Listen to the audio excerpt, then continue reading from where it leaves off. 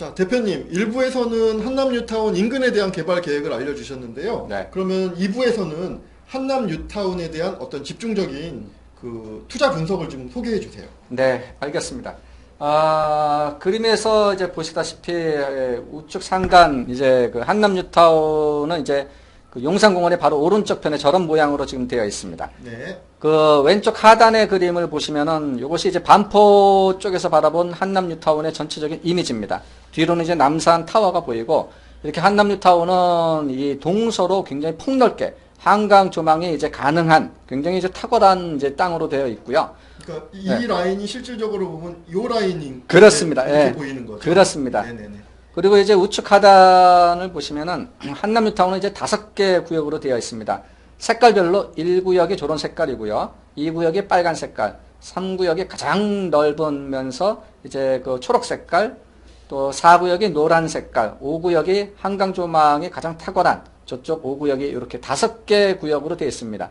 현재 한 8,000세대 정도가 되어 있는데요. 이것이 이제 뉴타운 개발하면은 한 14,000세대 정도로 이제 증가가 될 것이고, 4개 구역, 2, 3, 4, 5구역은 조합이 이미 다 설립이 돼가지고 후속 인허가 절차를 밟고 있는 중이고, 한남 1구역만은 이태원역에 가까운 1구역은 서울시가 직권으로 해제를 시켰습니다. 이게 올해 초에 있었던 얘기죠. 3월 30날 기준으로 해제가 됐습니다. 그렇죠. 그래서 네. 이제 1구역은 한남 1구역은 해제됐기 때문에 이제 없는 것으로. 예, 예. 네. 그 이제 다음 페이지가 보시면 이제 이것이 이제 서울시가 이제 한남 뉴타운에 대한 큰 차원에서의 가이드라인을 이제 이렇게 제시를 해주는 건데요. 네. 그 가운데에 이제 화살표가 북쪽 이태원역에서부터 쭉 밑으로 내려오는 지구활동축이라고 빨간색이 되어 있고, 네. 그 바로 위로는 지구보행축이라고 파란색으로 되어 있고, 네. 그 위로는 자연녹지축이라고 해서 거기가 이제 그 한남 뉴타운에서 지대가 가장 높은 쪽입니다. 그렇게 이제 세 개의 큰 이제 그 개발축이 있고, 좌측 하단에 그 아트 스튜디오, 거기 이제 한남 5구역인데, 그쪽은 뭐, 그 예술가들 거리라 할까, 그런 것도 생각이 있고, 또 1구역 쪽에 뭐 상세 관리 구역, 뭐 앤틱 거리 있는 쪽이라든가, 3구역 쪽에 도깨비 시장이라고 해서, 그런데 2군데 정도는 이제 보는 이미지가 그 많은 동네입니다. 그래서 그런 데는 건축 설계, 건축을 지을 때 상세하고 이쁘게 도시 계획을 이제 수립해서 진행해라. 이렇게 이제 서울시가 큰 차원의 가이드라인을 제시해주기도 하고 있습니다. 네, 그렇군요. 자, 대표님, 한남 뉴타운의 전체적인 개발 계획에 대한 현황은 잘 들었고요. 이제는 더 세부적인 구역으로 좀 들어가 봐야 되지 않을까요? 네, 네. 그래서 그러면 한남 뉴타운 1구역은 해제되었지만 네. 그래도 이제 전체적인 내용은 좀 알아야 될 것 같아서요. 네. 각 구역별 특징 네. 설명을 좀 해주셨으면 좋겠어요. 예, 지금 보시는 이 페이지가 좀 약간 비지 해가지고 좀 제가 요약적으로만 설명을 드리겠습니다. 한남 1구역서부터 한남 5구역까지 5개 구역 각각에 대해서 일반 현황, 뭐 매물 가격 수준, 입지 가치, 한강 조망 비율, 단점 이렇게 전부 이제 표현이 되어 있는데요. 일반 현황 같은 것은 한번 참조 한번 해보십시오. 거기 이런 부분들은 어차피 지금 네. 말씀드려도 잘 이해가 안 되니까 네, 숫자가 네. 너무 많으니까 그렇죠. 예. 이 부분은 시간 가지고 좀 각자 보시면 좋겠고 네네 그렇게 우리가 이제 하시고 설명드릴 부분은 거기 이제 매물 가격 큰 내용 예, 네, 네. 매물 가격 수준 보시면은 3구역, 4구역 같은 경우가 원빌라 집은 한 10평 정도 되는 것이 일단 7억보다 조금 강한 수준이고 단독 30평 정도 되는 것이 한 9억보다 조금 강한 수준에서 형성이 되어 있고요. 왼쪽에 2구역 같은 경우에 그 가격 수준은 3, 4구역에 비해서 약간 저렴하고 오른쪽에 5구역은 3, 4구역에 비해서 한 단계 이제 매물 가격이 비쌉니다. 그럼 금액대로 보면은 5구역이 가장 비싸고 네. 3, 4구역이 그거보다 약간 낮은 가격에서 네. 형성되어 있고 네. 2구역은 3, 4구역보다 약간 낮은 단계. 그렇습니다. 이 정도로 대충 감을 잡고 있으면 될까요? 예. 그래서 이제 그 밑에 이제 입지 가치라고 이제 언급이 되어 있고요. 거기 보시면은 3구역 같은 경우가 이제 한남 뉴타운의 랜드마크적 이미지가 이제 가장 강하게 풍겨 나오는 곳이고요. 2구역이 이제 교통 인프라, 교육 인프라가 이제 상대적으로 우월하고 또 한남 4구역 같은 경우는 이제 사업성, 투자 가치 측면, 조합원 수 비율 측면에서 사업성이 훌륭한 구역이고요. 5구역 같은 경우에는 한강 조망, 그림처럼 한강 조망이 그 밑에 표현되어 있지만 한강 조망이 약 50% 정도까지 거실에서 남향으로 한 50% 정도까지 한강 조망되고 또 3, 4구역 같은 경우에는 한강 조망 한 30% 정도 예상이 됩니다. 결국 5구역이 가장 비싼 이유는 한강 조망이라고 봐야 되는 네, 굉장히 강합니다, 그게. 3구역과 3구역은 뭐 이제 워낙 부지도 크고 한강 네. 조망이 또 많이 나오기 때문에 네. 그런 어떤 대표성을 갖고 있는 거 그렇습니다. 그렇습니다. 그리고 이제 2구역 같은 경우는 교통과 교육이 상대적으로 다른 것보다 우월하다. 네, 그렇습니다. 이렇게 말씀을 해주시는 그럼 거죠. 밑에 이제 뭐 맨 밑에 단점이라고도 썼는데요. 네네. 뭐 1구역이야 이제 해제가 됐고요. 예, 말씀해 주셨고요. 뭐 2구역 뭐 재척 존치되는 조그마한 이제 재척 존치되는 부분들, 또 3구역도 재척 존치되는 부분들, 또 3구역에 대해서는 조합원 수라고 제가 말씀드렸는데 대표님 말씀하셨듯이 쪼갠 지분 그쪽에 3구역이 가장 많습니다. 네. 그래 그쪽은 이제 조합원 수라는 것이 좀 단점으로 될 수가 있고, 그러니까 이제 사업성 여부가 불투명하다. 예, 그렇습니다. 네네. 그렇게 보시면 예, 될 것 같고요. 4구역도 일부 뭐 재척이라든가 존치되는 부분들 있고, 네. 5구역의 단점이라고 하면 그 변전소 부지가 있습니다. 그 네. 변전소 부지를 어디로 이전을 시킬 것이고, 변전소 부지 이전에 대한 비용 분담을 어떤 식으로 해야 될지가 아주 펜딩 이슈로 남아 있습니다. 대표님께서 지금 보여주신 이렇게 표를 보니까 네. 한눈에 딱 들어오는 거예요. 그렇습니까? 전체적으로 예. 네. 여기는 어떤 장점이 있고 네. 또 나름대로 생각해야 될 단점이 있구나. 네. 이렇게 이제 생각이 됐는데요. 네. 그러면은 각 구역별로 조금 네. 더 자세하게 설명을 해주시면 예. 좋을 것 같아요. 페이지 수가 많아지니까 이제 좀 간단히 넘어가겠습니다. 네. 한남 1구역 같은 경우에는 현재 그림상으로 이런 이미지로 되어 있고요. 그 빨간색 이태원역이 있고, 또 녹사평역, 또 좌측은 용산공원, 남쪽은 유엔사 땅, 이렇게 되어 있습니다. 지금 이게 직권 해제가 돼가지고, 거기 뭐 향후 전망이라든가, 그런 것은 제가 여기 언급을 했으니까 한번 좀 참조를 해주시면 좋을 것 같습니다. 또 넘어가고 2구역 한번 보시겠어요? 2구역 같은 경우도 이제 최근에 이제 주민총회를 4월 달에 이제 해서 그 세 가지 개발 청사진 중에서 맨 오른쪽에 4만으로 이렇게 해서 이태원역에서 내려오는 쪽은 상업시설 같은 것들을 많이 짓고, 또 구역의 오른쪽 편은 공동주택단지로 조성을 하고, 구역 내에 초등학교 하나가 가운데 있었던 것을 그 우측 하단에 네모나게 파란색으로 그쪽으로 이전을 할 계획으로 조합에서는 추진을 하고 있습니다. 네. 네, 3구역 가장 그 한남뉴타운에서 이 넓은 부지고 또 랜드마크적 이미지가 강한 동네입니다. 그림상에서 보면은 1블록서부터 뭐 7블록 좌측 하단에 7블록까지 이렇게 지형의 형상에 따라 가지고 7개 블록으로 구분을 이제 했고요. 오른쪽에 표를 보시면은 이제 조합에서 주민공청회를 해서 용적률 235%로 하고, 뭐 임대주택이 몇 세대 한 15% 정도로 하고, 또 중소형 평수가 24평, 33평까지 중소형 평형 비율이 상대적으로 좀 많습니다. 조합원 수가 좀 많기 때문에 어쩔 수가 없습니다. 거기 이렇게 평형별 건립 세대수 이렇게 또 좀 언급이 되어 있습니다. 근데 이제 무엇보다도 중요한 거는 재개발 같은 경우 이제 네. 우리가 안심 못하는 게 그 속도거든요. 네. 얼마 전에 여기 이제 기사 나오면서 네. 3구역이 네. 뭐 일정한 그 재개발을 통과했다 뭐 이런 네. 내용을 들었는데요. 네. 이제 그럼 앞으로 사업 일정은 어떤 계획을 가지고 있나요? 예, 뉴스에 뜨기로는 이제 서울시 재정비위원회 심의를 해가지고 수건 소위원회로 이제 뭐 2가지 이슈 정도만 남겨놓고서 이제 그것만 해결되면 통과를 시키겠다라는 것이 바로 그 개발 일정에 언급드린 촉진 계획 변경에 대한 내용입니다.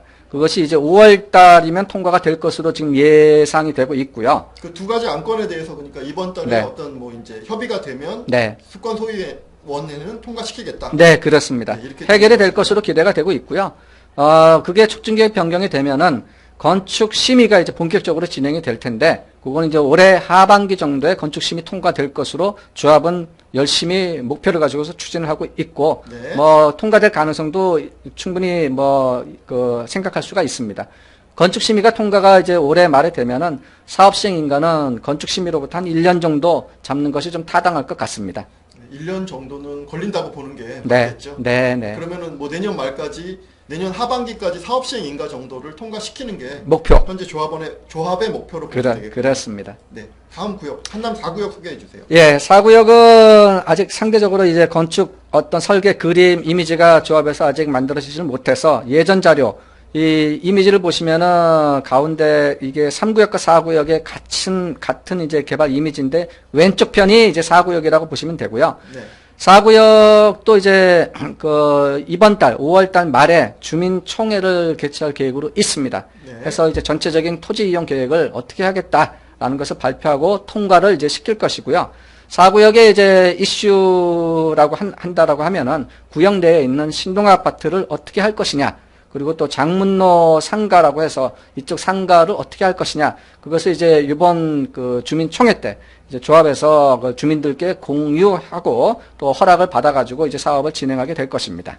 한남 3구역이 이번에 그 수권소위원회를 통과를 앞두고 있는 바람에 네. 지금 2구역과 4구역도 조금 움직임이 활발하다고 하던데 그렇습니다. 사실인가요? 3구역이 가장 먼저 이제 화두가 되고 있고 3구역에 어떤 뉴스가 뜨면은 2, 4, 5구역 다른 구역들도 비슷비슷하게들 움직이고 있습니다. 그렇군요. 네. 그러면은 이제 강변 조망권을 끼고 있는 5구역 네. 관심 가는데 이건 어떤 내용인가요? 뭐 한강 조망 뭐 탁월합니다. 탁월합니다. 이렇게 그 남향으로 한강 조망을 그 한 50% 정도까지 기대할 수 있는 곳이 강북에 그렇게 많지가 않습니다. 한강 조망 짱짱하고요. 그 덕분에 이 한남 5구역이 그 가격 수준도 한남 뉴타운의 다른 구역들 모두에 비해서 가장 이제 비싸게 형성이 되어 있습니다. 네. 뭐 용적률이라든가 뭐 세대수라든가 그런 것을 계속 이제 조합해서 촉진계 변경 자료를 만들고 있는 중이고요. 현재는 서울시에서 이 공공건축가를 지정을 해 주었고, 각 조합에서 지금 이 공공건축가와 건축계획, 촉진계획 변경 어떻게 할 것인지 디테일하게 이제 협의를 스타트했습니다. 대표님, 근데 여기 같은 경우는 기존에 최고층수가 50층이라고 되어 있는데 네. 50층 계획을 내긴 냈었나 보죠?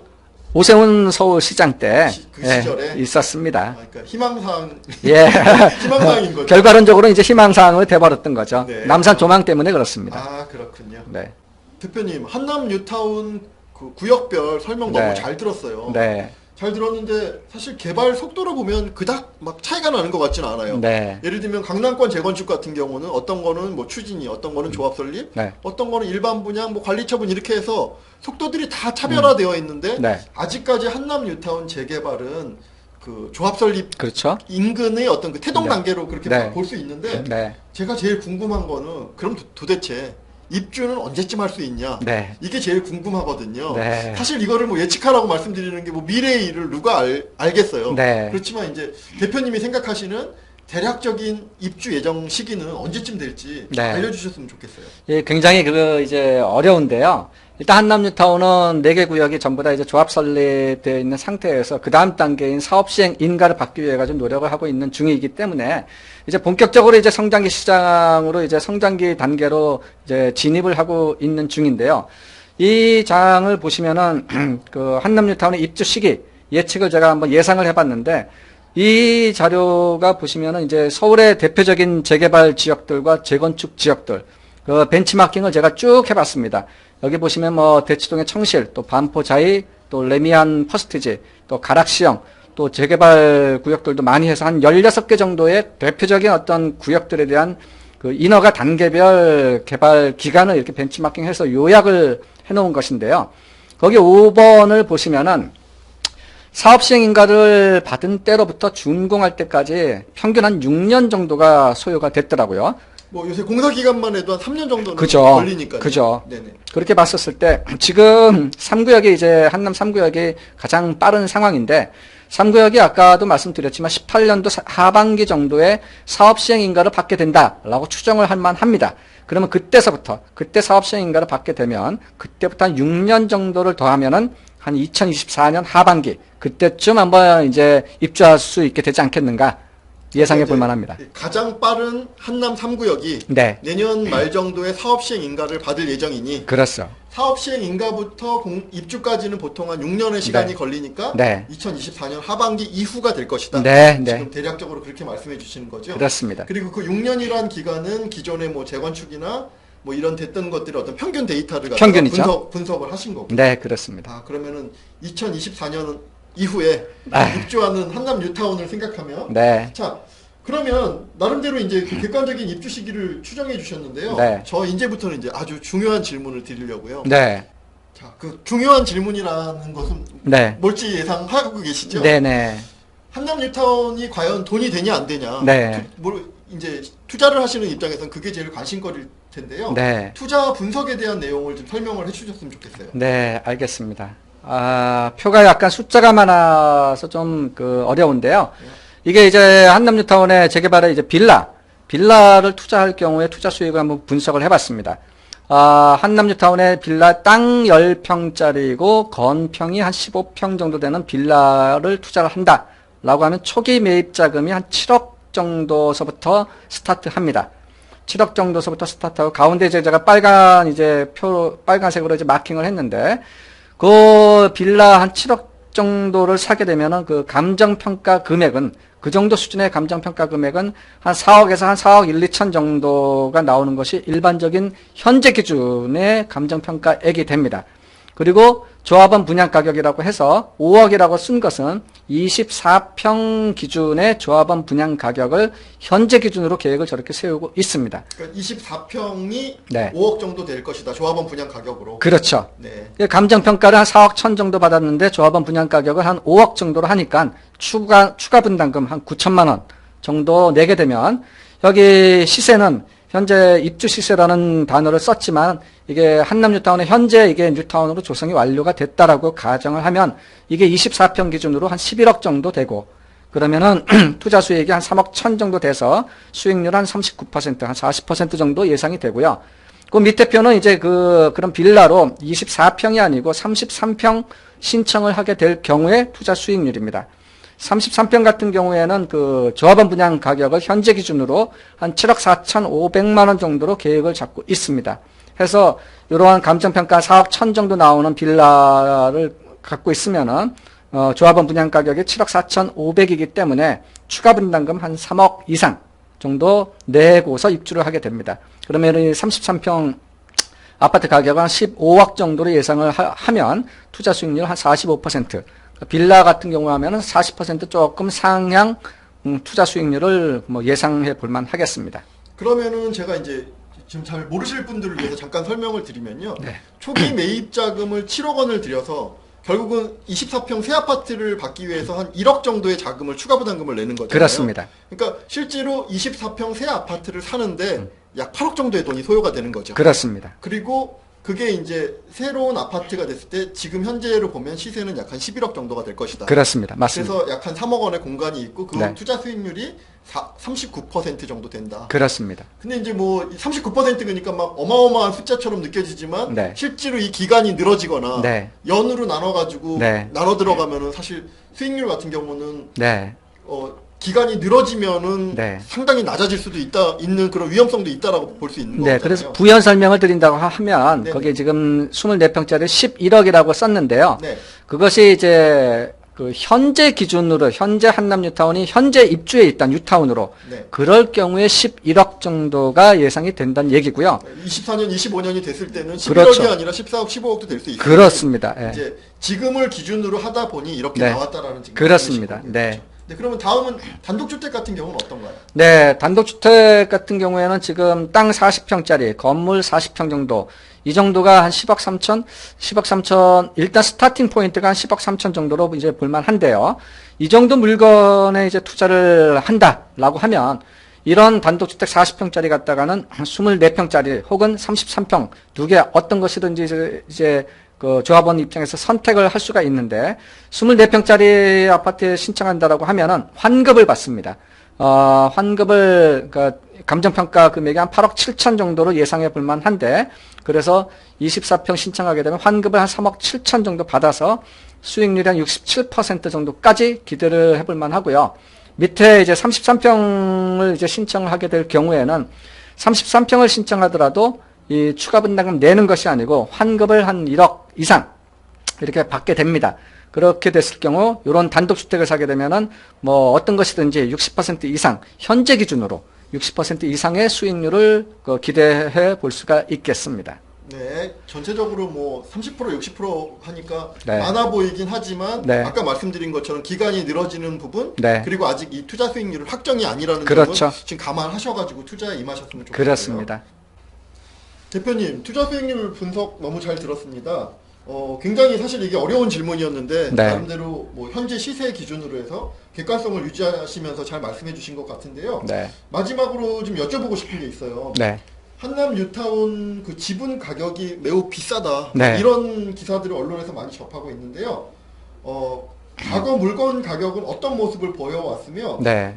뉴스에서 보면 뭐 평당 1억, 압구정 아까도 모두에서 말씀드렸지만 네. 압구정과 뭐 한남 뉴타운 평당 1억 이런 기사들이 보이는데 네. 이런 내용들을 어떻게 해석을 해야 될까요? 네, 네. 지금 이제 평당 1억, 뭐 굉장히 이제 그 호도하기가 쉽습니다. 평당 1억짜리 거래 분명히 있습니다. 한남뉴타운에 지난 한 11년, 10년 그 실거래가 그 발표가 확인되는 그때부터 모든 이제 그 거래 가격을 분석을 했는데요. 평당 1억 넘게 거래된 것이 작년 말까지 한 11년 정도 동안에 한 16건, 17건 정도가 있었는데 그 평당 1억 거래된 것들은 전부 다 초소형 빌라, 땅 3평짜리, 4평짜리 이런 것이 3억 이상, 4억 이상 이렇게 거래되기도 했었습니다.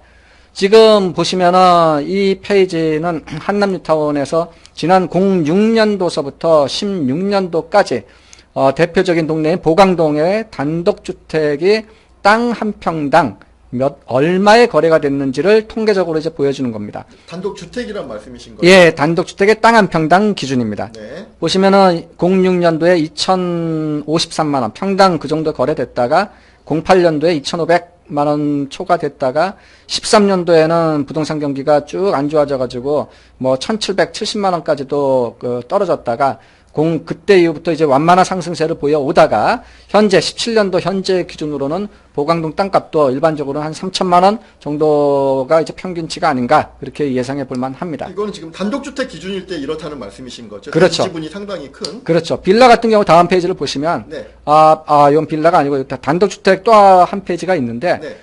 이 한남뉴타운 재개발에서 거래가 되는 단독주택들이 땅 면적이 넓으면 평당 가격은 낮습니다. 그리고 땅 면적이 작은 단독주택은 거래되는 시세가 이렇게 비쌉니다. 그거는 뭐 한남 뉴타운뿐이 아니라 어느 네. 재개발이나 다 마찬가지죠. 그렇죠, 그렇죠. 땅이 크면은 덩어리가 커지니까 맞습니다. 전체적인 금액이 낮아질 수밖에 없는 네, 거죠. 요 한번 트렌드를 이렇게 보여드린 것입니다. 네네. 다음 그러면 다음은 빌라인가요? 예, 빌라가 이제 뭐 언론에 뉴스에 뜰 때 빌라에 뭐 땅 한 평당이 뭐 굉장히 비싸다. 그런 것이 뭐 굉장히 이제 투자자들한테 이제 호도를 하게 되는 경향이 많습니다. 이 그림이 지난 11년 동안에 한남뉴타운에서 거래된 연도별로 거래된 모든 빌라들의 평당, 땅 지분 한 평당 몇 천만 원의 거래가 됐느냐라는 것을 보여주는 건데요. 16년도 기준으로는 빌라 땅 한 평당 5,297만 원에 거래가 됐습니다. 물론 이제 땅 지분이 3평짜리, 4평짜리 빌라는 평당 1억 넘게 거래가 되는 것도 있고요. 또 빌라라 하더라도 땅 면적이 넓은 거, 20평대, 뭐 30평대 넘어가는 그런 빌라들은 지분 한 평당 가격이 뭐 한 3천만 원, 뭐 한 3,500만 원 이 정도로 낮아지기도 합니다. 그러니까 이제 평당 1억씩 거래가 된 것도 있지만 네. 사실 우리가 어떤 거에 시세가 얼마야 할 때는 평균을 가지고 얘기를 해야지. 그렇습니다. 그러니까 학교로 치면은 전교 1등부터 전교 꼴찌까지 있는데 네. 전교 1등을 딱 끄집어내면서 이게 너희의 평균이야라고 얘기를 하면은 그렇죠. 그거는 호도되는 거죠. 그렇죠. 그리고 저희 같은 경우도 어떤 특정 아파트 같은 경우에 네. 특정한 가격에 거래된 아파트가 아하. 한두 개가 있는데 네. 그걸 가지고 기사에서 보면 너무 막 호들갑스럽게 뭐 평당 뭐 1억이라고 이렇게 얘기를 하는 경우를 보면 네. 참 이게 도대체 뭐 의도된 건지 뭔지 네. 이런 생각을 할 때가 있거든요. 그렇습니다. 그러니까 이제 대략적으로 우리 대표님이 말씀해 주신 것처럼 한남 뉴타운의 어떤 빌라의 네. 그 한 평당 지분당 거래 가격은 대략 한 네. 5,300 평균 기준. 네. 네. 평균으로 한 5,300이니까 네. 더 비싼 것도 있고 네. 싼 것도 있고 네. 또 지금 말씀하신 것처럼 3, 4평짜리는 뭐 3, 4억밖에 총 네. 금액이 안 하기 때문에 1억 넘게 거래되는 것도 있고 네. 사연이 다 내부적으로 있는 그렇습니다. 것이지만 우리가 기준을 둘 때는 항상 평균 가지고 둬야 되겠죠. 16년도 5,297만 원보다 현재 17년도에는 또 전고점을 다 뚫은 상태입니다. 네, 네. 자, 대표님 지금까지 뭐 아주 좋은 내용들을 많이 소개를 해주셨는데요. 네. 재개발하고 재건축은 진짜 차이가 굉장히 많이 있는 것 같아요. 네. 뭐 알면 알수록 어렵기도 하고요. 네. 저도 배운 게 상당히 많았습니다. 그러면은 오늘 마지막으로요. 한남 뉴타운 투자를 검토하시는 분들을 위해서 전체적으로 요약을 좀 한번 해주시면 감사하겠어요. 네. 한남뉴타운은 이제 뭐 5개 구역으로 되어 있는데요. 투자를 하실 때는 일단 중요시하게 보셔야 될 것이 구역별 사업 속도 그리고 구역별 사업성 이것을 이해하시고서 투자를 하는 것이 참 중요할 것입니다. 그리고 일단 이렇게 사업 속도와 사업성을 베이스로 해가지고 어느 구역에 투자를 할 것이냐를 결정을 한 다음에는 그 구역 내에서 이 좋은 물건을 이제 찾아야 되는데 그 구역 내에서 물건을 찾을 때는 그 물건별 감정평가액을 얼마나 받을 수 있는지 그리고 그러한 물건이 현재 매매 금액 얼마가 되는지 그 갭, 뭐 우리가 프리미엄이라고 얘기하기도 하죠. 그러한 갭을 이해를 하고서 투자를 하는 것이 정답이 되겠습니다. 현재 그 한남뉴타운 매물 투자 접근할 수 있는 것은 매매 금액이 한 2억 5천 정도서부터 스타트할 수 있습니다. 뭐 뚜껑이라고 해서 시유지 땅 위에 무허가 건물 그런 거 입주권 받을 수 있습니다. 그런 2억 5천 정도서부터 뭐 40억, 50억까지 투자 물건은 굉장히 다양하고요. 1금융권에서 대출은 전체 그 매매 금액의 한 55% 내외로 이제 대출을 활용해서 투자를 하는 사람들이 여기 굉장히 많고요. 현재 한남뉴타운은 오래된 30년, 40년 된 재개발 지역이다 보니까 임대 수준은 전세, 월세 수준은 굉장히 미미합니다. 여기는 그래서 뭐 임대 수익 뭐 기대하는 동네가 아니고요. 올곧게 투자 가치 측면에서 한남뉴타운은 생각을 해야 됩니다. 결국 임대 수준과 구역별 사업 속도는 이게 맞물리는 내용일 것 같아요. 그렇죠? 네, 네, 임대 그렇죠. 수익이 낮다 보니 임대 수익보다는 속도가 느려지게 되면 자연히 이제 수익률이 뚝뚝뚝 떨어지는 부분이 있으니까. 맞습니다. 예. 앞으로는 재건축도 그렇지만 재개발도 사업 속도가 네. 가장 중요한 것 같습니다. 그렇습니다. 자, 오늘 설명 너무 감사드리고요. 네. 대표님, 그 2회에 걸쳐서 총 이제 저희 그 부동산 4부에 나와서 여러 가지 설명해 주셨는데 어떠셨어요? 그 소감 좀 한번 말씀해 주세요. 일단은 이렇게 그 이 반포권뿐만이 아니고 이 강남권의 가장 이제 유명하신 이제 부동산 대표님 사주와 부동산 추선님께서 이런 기회를 마련을 해 주셔가지고 정말 진심으로 감사를 드립니다. 일단은 이제 이 한남뉴타운 이 강력한 강남권 재건축 단지의 그 투자 대체제로서 급부상을 이제 하는 동네이기 때문에 많은 이쪽에 그 관심 가져 주시기 바라고요.